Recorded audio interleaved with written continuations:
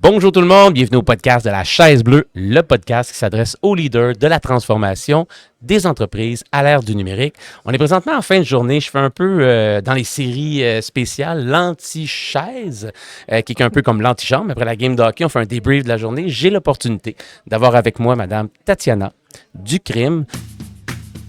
Cet épisode de la Chaise Bleue vous est fièrement présenté par GLM Conseil. Acolyte de la transformation dans votre entreprise à l'ère du numérique.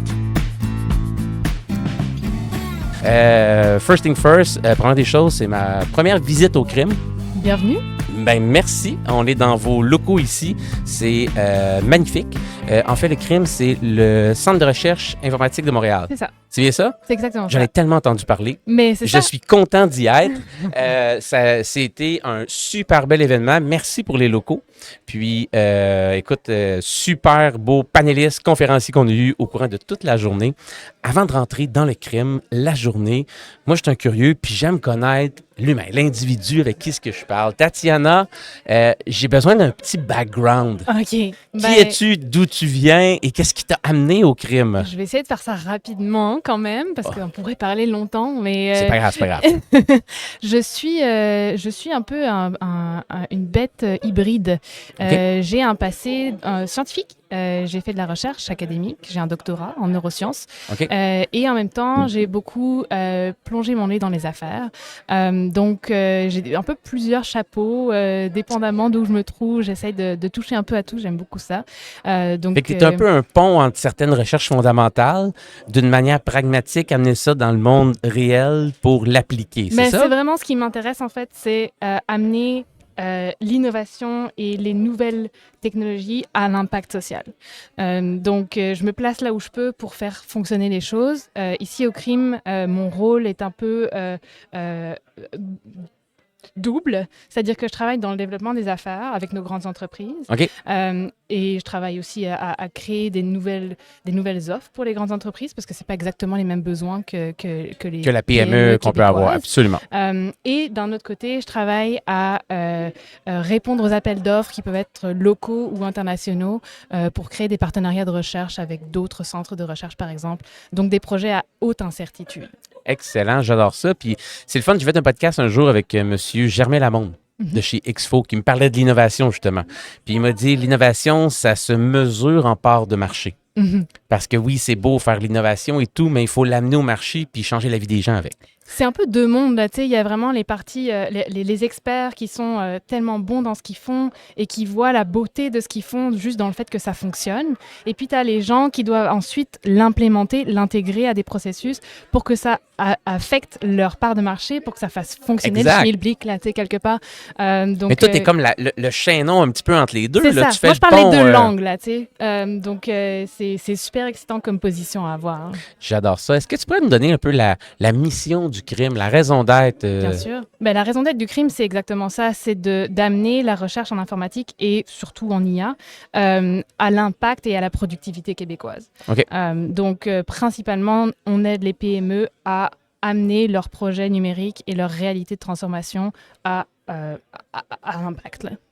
Puis, au crime actuellement, sur quel genre de projet est-ce que vous travaillez? De quoi est-ce que tu es le plus fier à l'heure actuelle, que tu passes du temps au day-to-day ou dans les différents projets? Oui. Je suis très fière de plusieurs projets dont je n'ai pas le droit de parler malheureusement. C'est correct, c'est Mais correct. on travaille dans vraiment des domaines complètement différents. Donc, on a OK. des projets en pharmacologie, des projets vraiment cool en pédiatrie.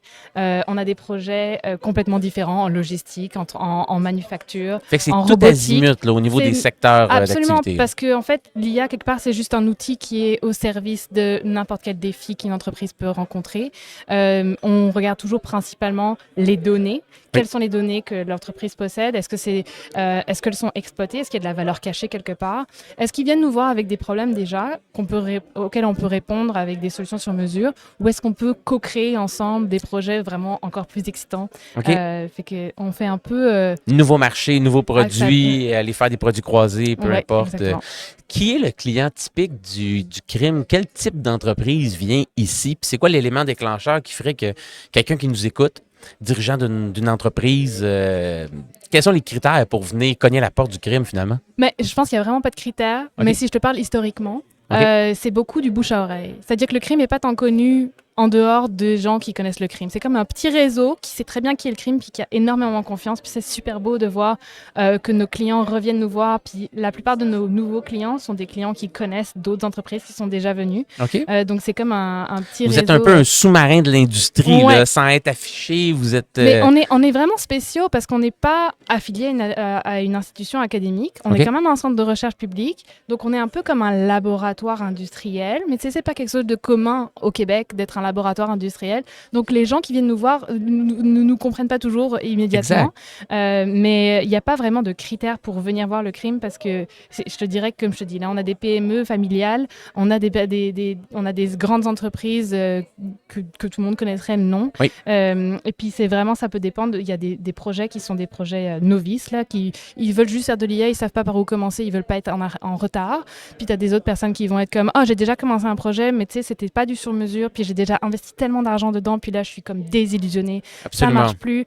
Nous, j'ai le bras dans le tordeur jusque-là, fait qu'il faut que je crée de la valeur avec ça. Fait que là, ils viennent nous voir presque en last resort, puis nous, on arrive et on est comme, mais tu sais, on va vous faire un projet go-no-go, puis on va regarder ce qu'il y a, puis on va faire des arrêts là-dessus, puis si vous nous dites que ça vous plaît, on peut aller encore beaucoup plus loin. Là, on est des débloqueurs. Puis on a la troisième chose qui est vraiment, comme je te disais, là, des projets à haute incertitude, où là, c'est plus de la co-construction avec des relations de confiance qui sont bien établies. Là. Excellent. Question pour toi. Est-ce que tu crois que l'utilisation de l'intelligence artificielle est suffisamment comprise, maîtrisée de la part des entreprises à l'heure actuelle? Est-ce que, tu sais, qu'est-ce qu'il y aurait à faire dans la société pour accentuer la création de productivité avec un tel outil? Moi, je le vois encore, tu sais, j'étais justement à Hannover Messe il y a peut-être 2 semaines environ. Puis, il y a beaucoup de kiosques que j'ai visités. Tu sais, en fait, 99% des kiosques qu'on voyait, c'était marqué IA, qui est un effet de levier. Et il y en a certains d'entre eux, je suis allé voir, puis juste pour challenger un peu, puis je me rendais compte que c'était comme un effet marketing, malheureusement. Mais qu'est-ce qu'il faut faire pour passer à l'autre étape, à l'autre niveau? Mais je pense qu'il y a comme tu dis, là, c'est un effet de marketing, c'est un effet de trend en ce moment, c'est vraiment un buzzword, l'IA. Si tu n'en as pas, tu es en retard, mais si tu en as, on ne sait pas ce que tu fais. Est-ce que c'est utilisé Copilot en écrivant tes courriels? Est-ce que tu es une entreprise qui utilise l'IA si tu fais ça? Pas vraiment, selon nous. C'est plus l'IA, c'est comme un outil, c'est comme avant l'Internet, les entreprises qui n'utilisaient pas Internet et qui essayaient d'utiliser Internet, c'est comme comment on fait pour s'assurer que tu vas l'intégrer dans les bonnes portions de tes processus. Est-ce que tes opérations en ont besoin? C'est possible qu'elles n'en aient pas besoin, mais où est la valeur ajoutée de nouveaux projets? Mais tu sais, c'est un outil. Donc, il est aussi utile que la personne qui sait s'en servir. Absolument. Et a un but précis. Il faut toujours l'intégrer dans une stratégie de développement d'affaires. Si tu prends de l'IA juste pour avoir la checkmark, ça va c'est ça fait va dans le plan stratégique qu'on a écrit. Il faut devenir IA. Check, c'est fait. Merci, bonsoir. Ce n'est pas ça du tout. Donc, le crime peut être en mesure, jusqu'à un certain point, d'aller analyser mon modèle d'affaires. Absolument. Comprendre mes différents processus, identifier l'endroit où l'IA pourrait être une belle option pour automatiser, prendre des décisions, avoir une meilleure prédictibilité, aller inspecter des pièces, peu importe, avec de l'optique. Donc, pour identifier quels sont les différents projets, les prioriser, puis faire des premiers projets pilotes payants. C'est ça que vous faites, dans le fond. On fait de la priorisation de cas d'usage dans des situations où on vous amène une équipe d'experts qui sont experts en certains types de données, ce qui est assez critique pour l'IA. C'est-à-dire que chaque type d'IA va dépendre de quelles données. La qualité de l'IA va dépendre de la qualité de la donnée qui rentre dans l'algorithme. 100%. Donc, on a des C'est comme n'importe quel logiciel informatique. Exactement. C'est garbage in, garbage out qu'on entend depuis 30 ans ou whatever. Exactement. Là. Donc, on a des experts, des chercheurs qui publient, là, qui sont d'ailleurs extrêmement réputés. On a des chercheurs en images, on a des chercheurs en speech, on a des chercheurs en texte, on a des chercheurs... Donc, on est vraiment dépendant de la donnée que vous possédez. On a des chercheurs, évidemment, data science, évidemment. Et puis... De là, on fait comme une cartographie et puis on évalue ensemble quelles sont vos priorités d'affaires et comment on pourrait les débloquer grâce aux données que vous possédez. Est-ce qu'il faudrait qu'on aille chercher des données externes supplémentaires qui sont peut-être un low-hanging fruit que vous n'avez pas pensé? Fait que c'est ça. Ici, au crime, là, vous avez combien de personnes? On a une 50aine de personnes. Quand même? Ouais. C'est une belle masse critique pour avoir de la compétence, de la complémentarité, puis une belle équipe. Là, puis, ce que je me demande aussi, c'est à quel moment est-ce qu'une entreprise devrait vous appeler? Et puis, Très tôt. est-ce qu'il y a des prérequis, des devoirs que les gens devraient faire avant d'appeler le crime? Non, il n'y a pas vraiment de prérequis parce qu'on vous prend par la main là où vous en êtes. Fait OK. que c'est vraiment, on a plusieurs offres. Là, moi, je parlais des projets en général, mais on a aussi du mentorat. On est capable de faire du one-on-one. On a des programmes de... Formation aussi. ouais, c'est ça, on a des programmes où vraiment on accompagne les équipes internes à évaluer s'il y a des cas d'usage et même à être capable de repérer des cas d'usage dans le futur. Fait que n'importe quel niveau de maturité numérique est propice à une collaboration avec le crime. Là. Ben, génial. Je pense que là, tu vas ouvrir la porte assez grande pour plein de différentes personnes qui vont nous écouter, qui vont se dire, je pense que je devrais appeler au crime, voir... Ça prend pas grand-chose de nous appeler, puis on va pouvoir parler, discuter de la situation présente, puis le futur, puis comment on peut vous débloquer certains passages. Là. J'adore ça, j'adore ça. Tatiana, est-ce que il y a quelqu'un, soit avec qui tu travailles, que tu vois dans le domaine de l'intelligence artificielle, soit à Montréal, parce que je pense qu'on est un hub incontournable ici. Tu sais, on en parlait avec autant le crime ici, il y a le MILA, il y en a, tu sais, il y a, je pense, 4 quand même organismes qui sont assez d'envergure ici à Montréal. Est-ce qu'il y a une figure que tu aimes écouter, avec qui tu aimes discuter, qui t'inspire dans ce domaine-là?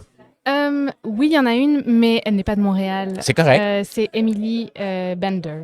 OK. Vraiment très, très cool. Elle a écrit un livre récemment qui vient de sortir, qui s'appelle AI Con, et qui démystifie un petit peu justement le trend dans IA, puis qu'est-ce que l'IA est capable de faire et qu'est-ce que l'IA n'est pas capable de faire, et quels sont je suis désolée d'utiliser tellement de mots en anglais, là, mais les correct. overreach sur tu sais, Les fausses promesses, les un fausses peu. promesses, c'est ça, les fausses promesses.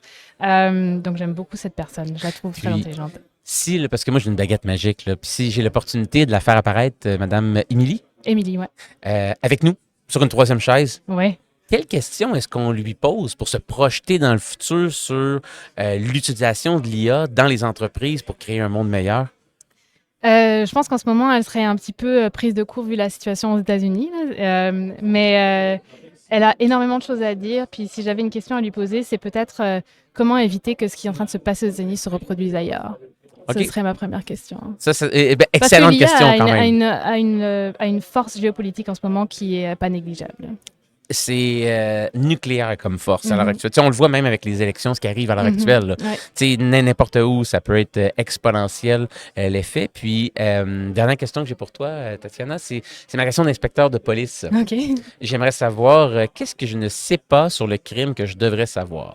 Est-ce qu'il y a une question que je devrais te poser que je n'ai pas faite encore? Là? C'est super cool. Merci pour cette question. Elle est magique.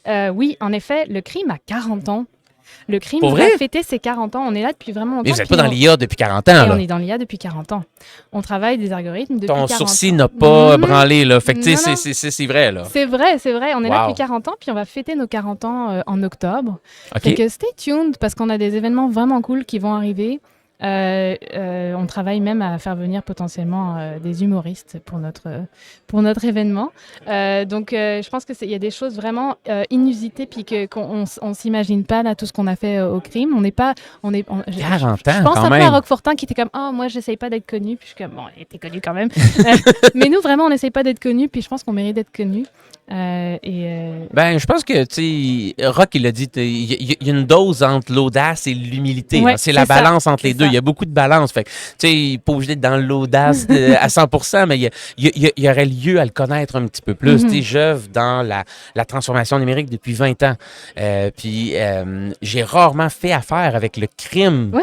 Directement, puis là, je me demande en ce moment de parler, mais pourquoi? C'est fou. Fait que c'est sûr que là, il y a plein de questions que je vais avoir pour toi, mais Mais- off-record.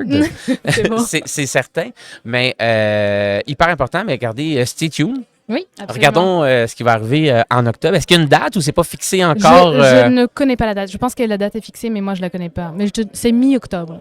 Mi-octobre. Là. Mi-octobre. OK, on s'enligne comme ça. Ben écoutez, ça va me faire plaisir de participer. Mais oui, certainement. Si on reçoit l'invitation, Ben, nous, on grand se plaisir. présente, on se promène. Parfait. Ça m'intrigue énormément. Fait qu'on on se tient au courant. Mhm. On regarde ce qui arrive pour le 40e anniversaire du Ouais. crime. Puis, j'ai une dernière question d'abord. OK. J'y vais comme ça. Il y a une game du Canadien ce soir. Mhm. Ouais. Puis juste à côté, moi, je compte trouver un bar. Je sais pas où lequel, mais je vais aller l'écouter. avec une gang d'amis qui est ici durant l'événement. Et puis, en me rendant à la game du Canadien, tu décides de venir avec nous. OK. On a du plaisir, on s'amuse et tout. OK. Puis, je trébuche dans la rue parce que j'ai pilé sur un morceau de bois. Fait que là, je me dis, c'est quoi cette affaire-là? Fait que je ramasse le morceau de bois, puis je regarde ça, puis c'est une baguette magique. OK. Puis, je suis un gars généreux. Puis Ben, qui est mon partenaire, est avec nous. Puis je suis comme, non, pas besoin de ça. Lui, il travaille déjà avec moi. Fait que je me dis, je te remets la baguette magique. OK. Pour les 40e anniversaire du crime, l'organisation pour laquelle est-ce que tu œuvres, Tatiana, quel vœu est-ce que tu ferais avec la baguette magique?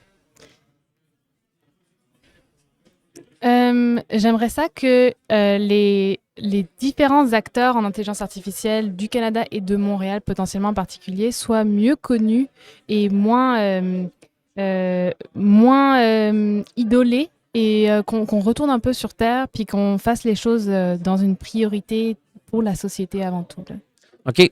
Ouais. Donc une meilleure connaissance des options et des capacités qu'on a ici au Québec. Fait que rendre ça beaucoup plus pragmatique. Ouais.